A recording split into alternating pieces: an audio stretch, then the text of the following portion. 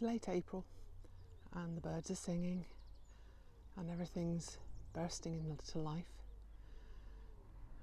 And the birches in the newly planted wood at the end of the garden are finally showing that green haze. A glorious morning.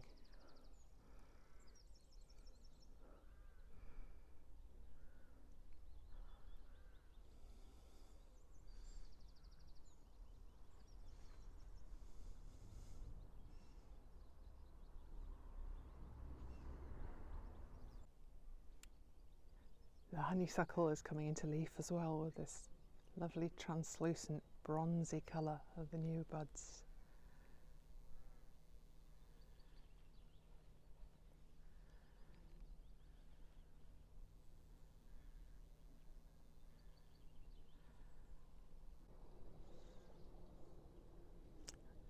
And there's a bee pollinating my jocasta berries. Busy this morning in the lovely warm sunshine.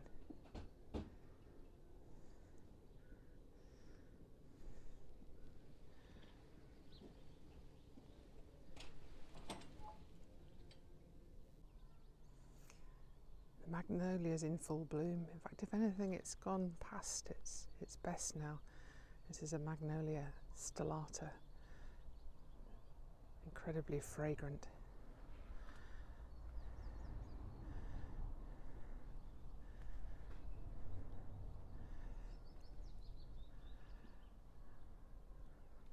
Daffodils are almost over as well, but these ones in the middle still going strong.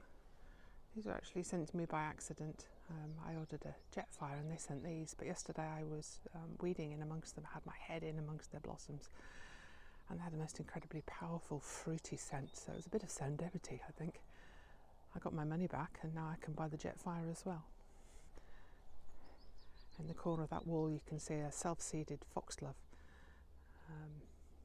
Not great, the roots will get in there and damage the wall even further, but it looks pretty for now, and we're going to have to do something about the wall anyway.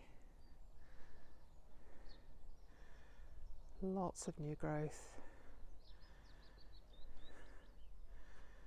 And nothing in the bird feeders at the moment, that's a task for later on.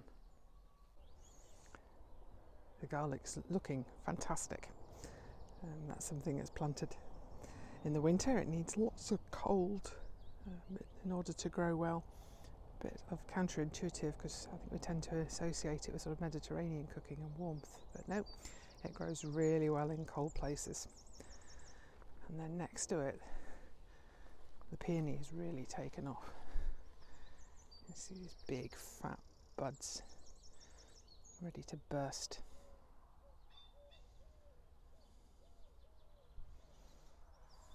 And then next to them I've moved the netting to cover the chard, but also my next door neighbour has given me some little beetroot seedlings. I think I've said before how generous gardeners are. It's a lovely way of making connections. When people know you grow things, they give you plants and you give them what you have left over as well. Behind, there's my red currant bush, newly planted last year, so I'll train that up the fence in the same way that I've already done with this gooseberry bush, which is looking really happy. It has a huge amount of blossom on it. I have a fan train cherry tree here as well, and that's also come into leaf. Most of the growth is at the top.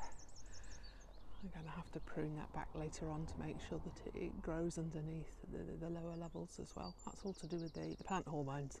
I won't go into that here. This is an aquilegia that I planted from seed last year, also known as granny's bonnets. They seed really freely, very pretty leaves, and they tend to catch the raindrops. If you can see that, just down in the heart of that leaf bud, little diamonds.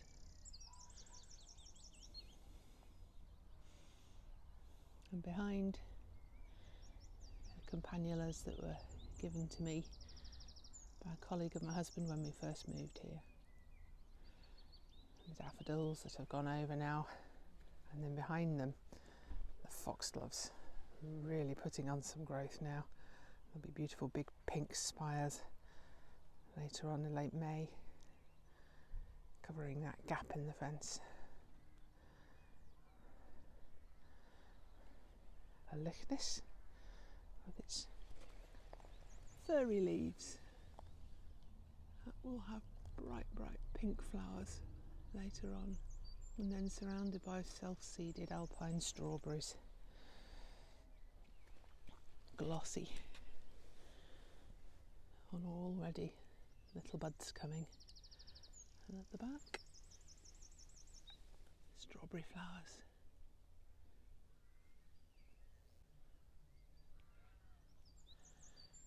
And up behind, look at that red of the peony stems. You have to get the support in early before they get too big, otherwise there's no chance of getting it in around them. And this is a very different peony, but still got my shadow over this. You can see the flower buds coming already.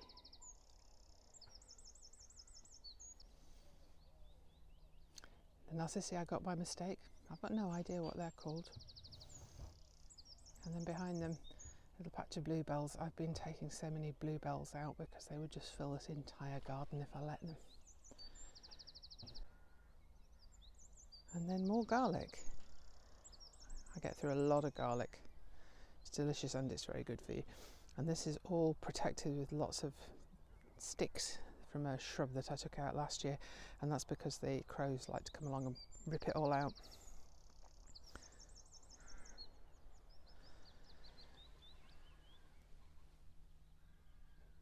And then in the background you can see I've moved in my cold frame, and underneath that I've got rocket growing.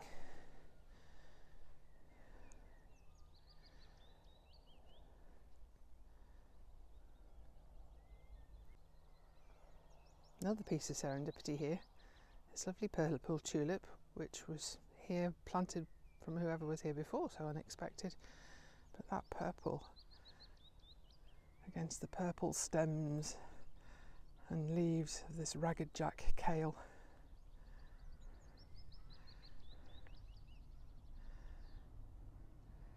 Beginning to put in lots and lots of new growth now, lots to eat there, but also flowers coming at the top.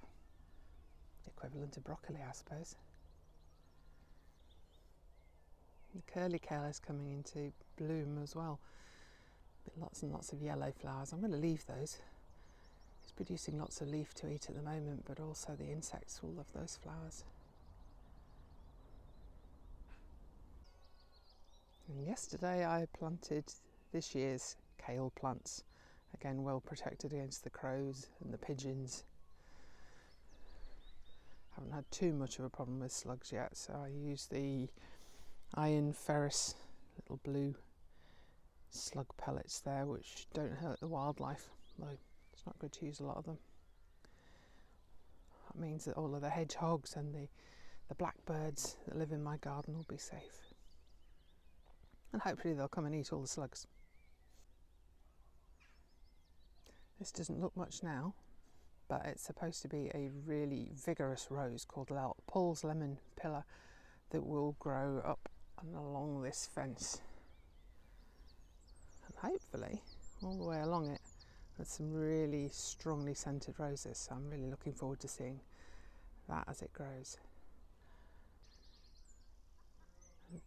This is a little corner I'm not sure what to do with yet. I haven't got to it. It's absolutely solid with wild raspberries, daylilies, ground elder, what else is in there? Centaurea or ragged robin. And it's all in amongst the roots of this mahonia, which was heaving with bees back in November because it flowers very late. So for the moment I'm just leaving it like that because it's rather beautiful with all the yellow and the blue of the flowers later in the year. And in the herb bed, the marjoram is really beginning to do very well. That's just to the right beyond this daffodil flower. And then the spikes behind of the sorrel lemon flavoured, really rich in vitamins,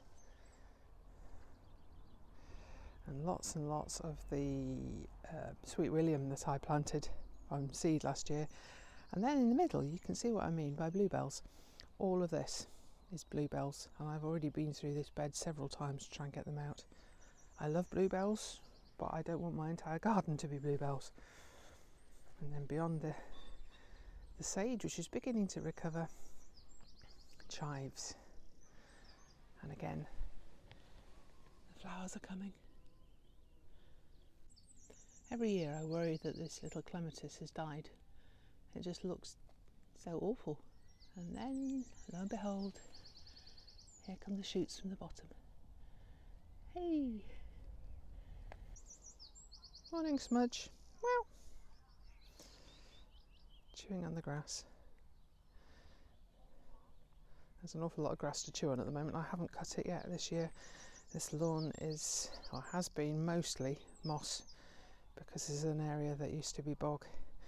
So I let it grow to really give the grass a chance to come back. But I'm hoping that with this sunshine I'm going to be able to cut that this afternoon. And this little rose bed really beginning to green up as well. More Sweet Williams, cotton lavender. There are some wallflowers also coming into bloom now. Sowed them from seed last July, I think it was, and then transplanted them.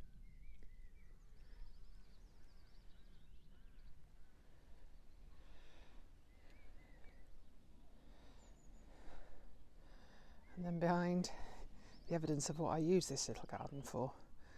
I've planted roses all around it, so it'll be a little arbour. But I've been out here this morning, still April, so it's not hugely warm, but I've got my cushion to sit on. So I do my meditation here, and I've had my breakfast here. It's just a beautiful spot to sit in.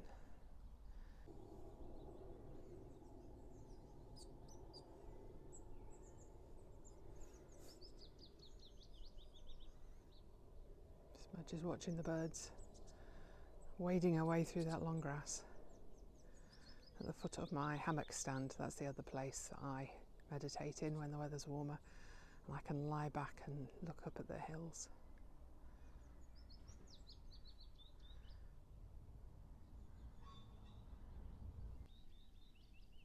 I think I talked about these tulips in my last video. These are the ones that I was given when I went on a work trip to Slovenia to the botanical gardens in Ljubljana, and they've lasted several years now.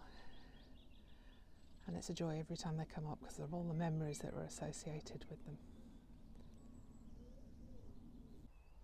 By the back door I've got this big tub, and this is French tarragon, which has been undercover all winter. Beginning to come into leaf again. Really delicious. I love this in salads. The greenhouse is already really warm, so I'm going to have to be careful that these plants don't overheat. This is the alyssum. Little white honey scented flowers that the bees love. I've got a whole range of things underneath this cover to make sure they don't dry out, but I'm trying to grow Allium chrysophori from seed that I gathered, and these are my tomatoes. That's something I'm looking forward to soon, is being able to prick them out into individual pots. And then at the back, lobelia and some pansies coming through, and then Nicotiana, and this was given to me yesterday by the same neighbour who gave me the beetroot. So again, those bigger plants need pricking out into their own individual pots. And that's all stuff that I can do sitting down in just little bursts. I could do it all at once now, but that's the kind of job I used to like when I was really struggling. I could just pick it up and put it down as I needed to. And then coming round, I've got cosmos seedlings and leeks. A couple of things that haven't come through yet, but they will. And then the remains of the kale plants I haven't planted out yet, and sweet peas that are going to go around the rose arbour. The hostas are beginning to unfurl as well. And then up on the table, might even get to eat out here soon. Have the first flowers on the auricula. There's the excitement already, they've spotted me.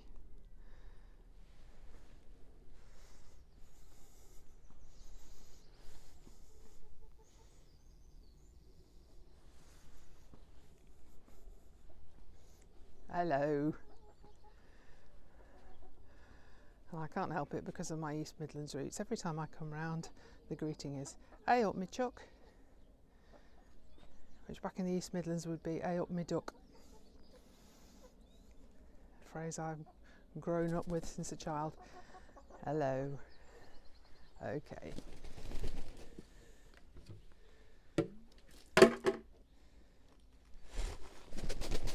Get down.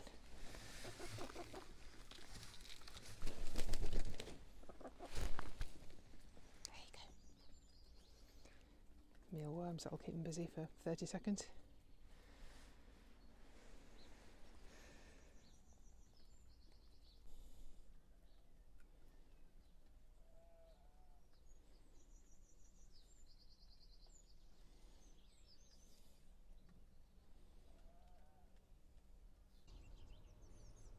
The apple tree's finally beginning to put on some leaf, and then underneath it, where I've put a really thick layer of mulch, you can see all this green's coming through.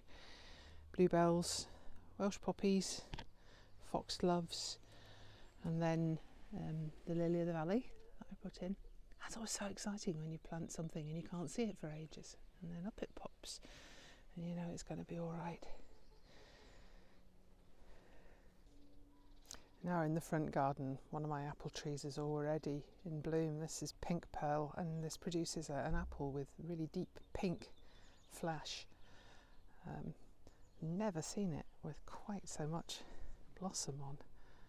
That's wonderful. There are lots more buds just waiting to open in this sunshine today.